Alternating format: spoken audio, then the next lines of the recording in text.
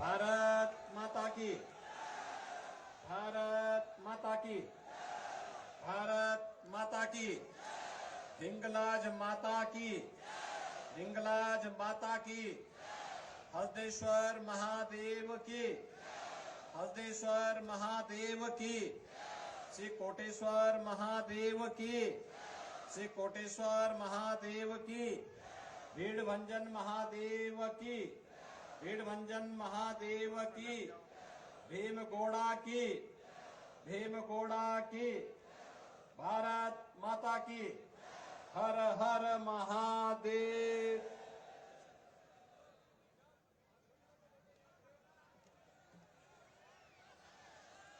आज की इस चुनावी सभा में यहां पर उपस्थित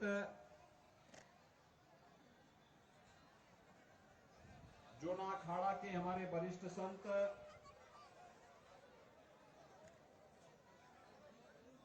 और उत्तर प्रदेश गाजियाबाद से आने वाले और जिनकी जन्मभूमि यही सिवाना में पड़ता है, ऐसे हमारे वरिष्ठ संत महंत नयन गिरी जी महाराज, मठ कनाना के श्री महंत परशुराम गिरी जी महाराज,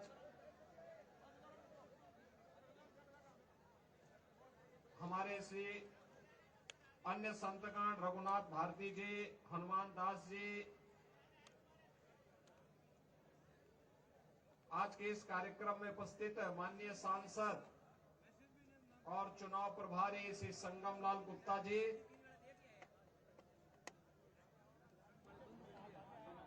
दिलीप ठाकुर जी, कान सिंह कोटड़ी जी, राजेंद्र बोराणा जी, अमरा राम चौधरी जी, जिलाध्यक्ष बाबू सिंह राज पुरोहित जी और भारतीय जनता पार्टी के लोकप्रिय प्रत्याशी, वर्तमान में भी आप सबकी कृपा और आशीर्वाद जिन्हें प्राप्त है, ऐसे श्री हमीर सिंह भायल जी और उपस्थित सिवाना विधानसभा क्षेत्र से उपस्थित भाइयों और बहनों, सबसे पहले मैं इस धरा को कोटि कोटि नमन करता हूं। यह क्षेत्र जिसे नाकोड़ा भैरव जी, ब्रह्मधाम आसोतरा, माता रानी भटियाणी और मां नागणेची के पवित्र नागणा धाम को के नाम से जो विख्यात है, इस पावन धरा को मैं कोटि कोटि प्रणाम करता हूं। भाइयों बहनों, सिवाना के जो संस्थापक थे वीर नारायण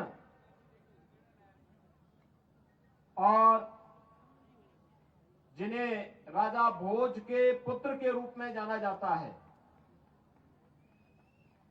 और साथ ही साथ एक विदेशी आक्रांता अलाउद्दीन खिलजी के खिलाफ जिस वीर ने इस धरा को पवित्र किया था, ऐसे सातल देव चौहान की इस धरा को मैं कोटि कोटि प्रणाम करते हुए आप सभी का हृदय से अभिनंदन करता हूं। भाइयों बहनों, ये धर्म की धरती भी है और कर्म की धरती भी है। यहां पर पवित्र धाम और गढ़ भी है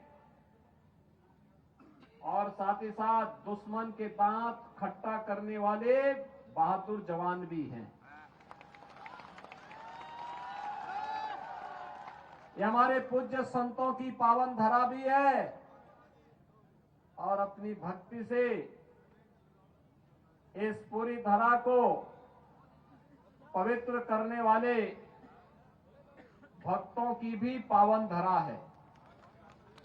इतने अलंकार से अलंकृत इस धरती को बार बार प्रणाम करने की इच्छा होती है। और इसलिए भाइयों बहनों, आज मैं आपके बीच में यहां पर आया हूं आपका आह्वान करने के लिए। कितने सौभाग्यशाली हैं आप कि 56 की पहाड़ियों के नाम से विख्यात सिवाना 5 पवित्र तीर्थों के साथ इसका संबंध है।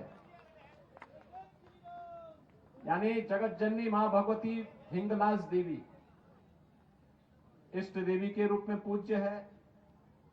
हल्देश्वर महादेव का स्थान है, कोटेश्वर महादेव का स्थान है, भीड़भंजन महादेव का स्थान है, भीमगोड़ा का पवित्र धाम है। और भाइयों बहनों, यहां की संघर्षों के साथ जुड़ करके एक एक क्षण, एक एक पल मातृभूमि के लिए समर्पित भाव के साथ आप यहां पर कार्य कर रहे हैं। आपका मैं हृदय से अभिनंदन करता हूं, अभिवादन करता हूं। भाइयों बहनों, मैं आज प्रातः काल से ही राजस्थान में चुनाव प्रचार में लगा हूं और हर ओर राजस्थान में परिवर्तन की लहर है। हर व्यक्ति एक बात कहता है, कांग्रेस ने वायदा खिलाफी किया, जो घोषणाएं की थी पिछले चुनाव में उससे मुकर गई थी, आपस में ही नूरा कुश्ती करने में मस्त रही, जनता का उसे सुध ही नहीं था। परिणाम हम सबके सामने है। भाइयों बहनों, जब देश बदल रहा हो, दुनिया के अंदर भारत का सम्मान बढ़ रहा हो, तब हमारा भी तो कोई दायित्व बनता है अपने देश के प्रति। प्रधानमंत्री मोदी जी के नेतृत्व में भारत विकास कर रहा है, दुनिया के अंदर भारत का सम्मान बढ़ रहा है। बहादुर जवान जो आप ही की इस भूमि से जाकर के देश की सीमाओं की रक्षा करते हैं, उनके कारण देश हमारा सुरक्षित हो रहा है। देश की समस्याओं का समाधान प्रधानमंत्री मोदी जी के नेतृत्व में प्रभावी ढंग से होते हुए आज भारत दुनिया की एक बड़ी ताकत के रूप में उभर रहा है। तो हमारी भी तो कोई जिम्मेदारी बनती है अपनी मातृभूमि के लिए। भाइयों बहनों, मात्र 9 वर्ष में प्रधानमंत्री मोदी जी ने वह करके दिखाया जो कांग्रेस 60 वर्ष में नहीं कर पाई थी।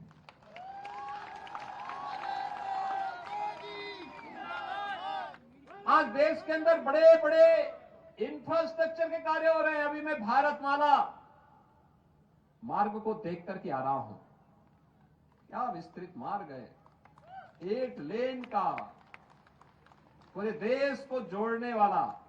जैसे गले में माला लोग पहनते हैं ना, ऐसे भारत माता का माला है वो, पूरे जोड़ने वाला।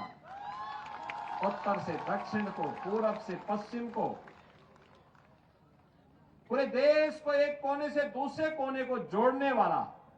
और ये केवल देश को ही नहीं जोड़ता है, बल्कि हम सब के दिलों को भी जोड़ने का काम करता है। एयरपोर्ट बन रहे हैं, रेलवे का एक नया जाल बिछ रहा है।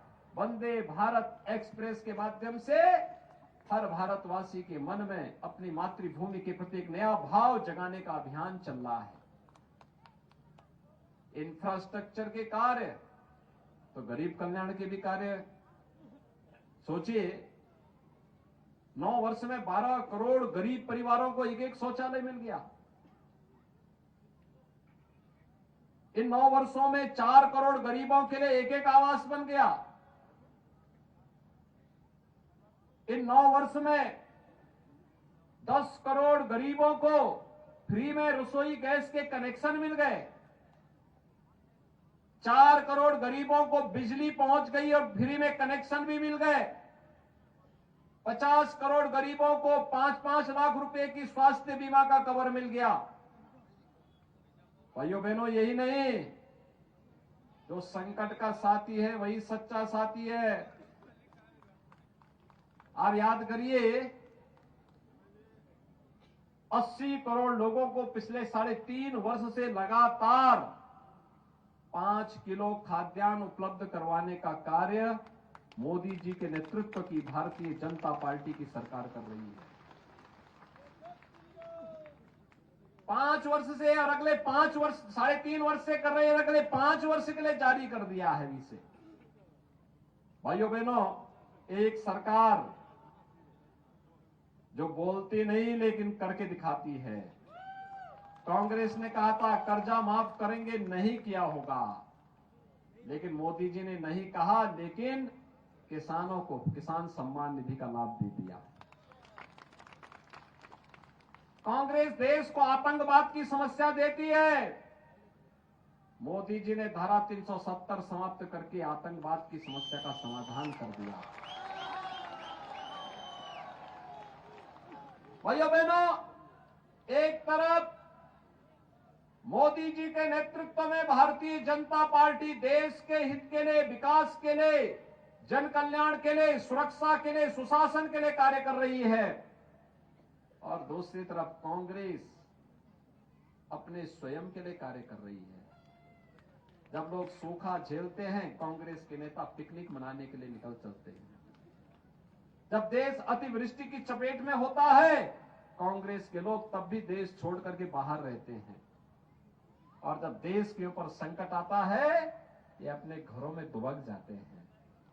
और भाइयों बहनों, कांग्रेस न विकास करा सकती है, न सुरक्षा दे सकती है, न सुशासन दे सकती है, और फिर भारत में रहते हैं तो भारत की आस्था का भी सम्मान नहीं कर सकते।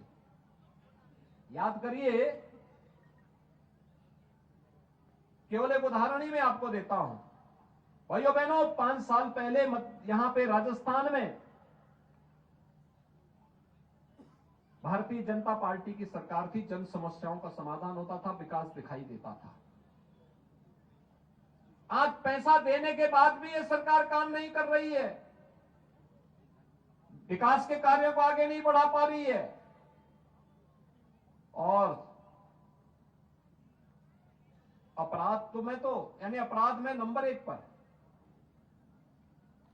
महिला संबंधी अपराध में नंबर 1 पर, भ्रष्टाचार में नंबर 1 पर, सबसे महंगी बिजली पे टैक्स देने वाला राज्य यहां की जनता है, पेट्रोल और डीजल पर सबसे अधिक वैट लेने वाला राज्य राजस्थान है। और तब भी भाइयों बहनों, हर घर नल की योजना पहुंचाने में विफल ये सरकार है। पैसा केंद्र सरकार दे रही है, लेकिन उसको जमीनी धरातल पर उतारने का कार्य नहीं कर रही है। और सुरक्षा के क्या हाल है, ये तो कन्हैया लाल तेली को हमने देख चुके हैं, कैसे बर्बर हत्या कर दी थी उसकी। भाइयों बहनों, एक तरफ कांग्रेस है जो कांग्रेस कहती है कि देश के संसाधनों पर पहला अधिकार, इस सबके बावजूद कहती है पहला अधिकार मुसलमान का है, लेकिन मोदी जी कहते हैं देश के संसाधन पर पहला अधिकार गरीब का है, किसान का है, दलित का है, वंचित का है, महिलाओं का है, हमारे नौजवानों का है। और इसके लिए उन्होंने नारा दिया सबका साथ सबके विकास का।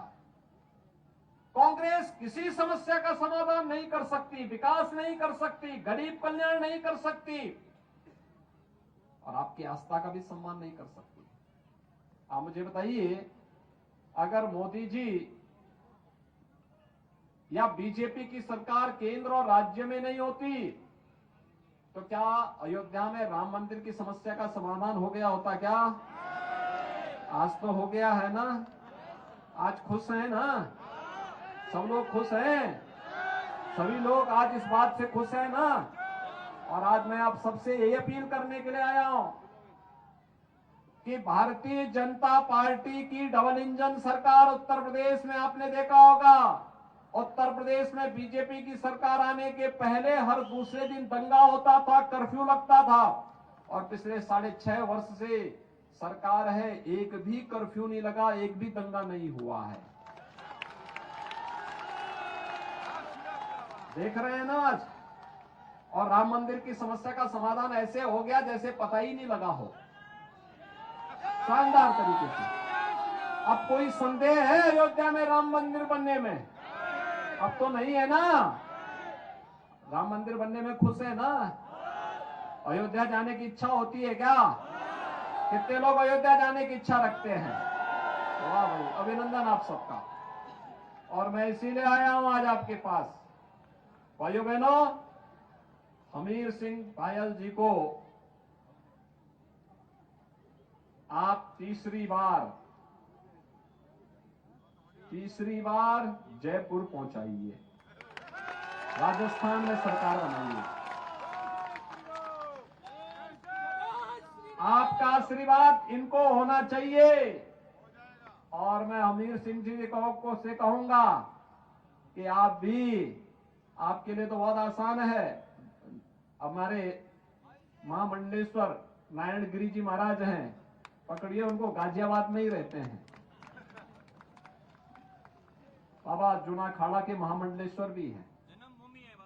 और बाबा को पकड़िए, बाबा के साथ में और परशुराम गिरी जी के साथ में और अन्य पूज्य संतों के साथ में इन सभी भक्तों को अयोध्या का दर्शन उसके बाद कराने की तैयारी करवाएंगे। सहमत है सब लोग?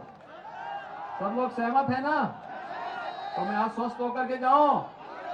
भाइयों बहनों, आप सबका मैं एक बार फिर से अभिनंदन करता हूं। आप सब मेरे साथ बोलेंगे, भारत माता की, भारत माता की जय श्री राम, जय जय श्री राम। मैं बहुत बहुत धन्यवाद आदरणीय योगी जी।